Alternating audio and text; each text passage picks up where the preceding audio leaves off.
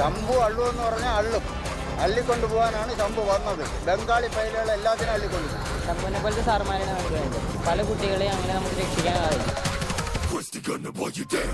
Government ഇവിടെ pan masala നിരോധനം ഏർപ്പെടുത്തിയിരിക്കുന്നത് ജനങ്ങളുടെ ആരോഗ്യത്തിനും ഐശ്വര്യത്തിനും വേണ്ടിയാണ്.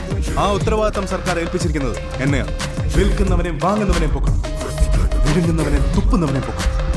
ഒറ്റ ഒരുത്തിനും വിടാൻ പാടില്ല. നാളെ മുതൽ കേരളം പറയണം, ശംഭു ഈസ് വെരി ഡേഞ്ചറസ്. എന്നാലും ബാബുവിന്റെ ഏരിയ കയറി ഒരു റെയ്ഡ് എന്നൊക്കെ പറയുമ്പോ ആലോചിക്കായിരുന്നു. പേടിപ്പിക്കല്ലേ? ഇനി ബാബു എങ്ങാനും വിളിച്ചു പറഞ്ഞ് വല്ല മന്ത്രിമാരെന്നെ യൂണിഫോമിന്റെ കളർ മാറ്റി കളയോ? ഈ വർഷത്തെ 2ാമത്തെ കളറായത്.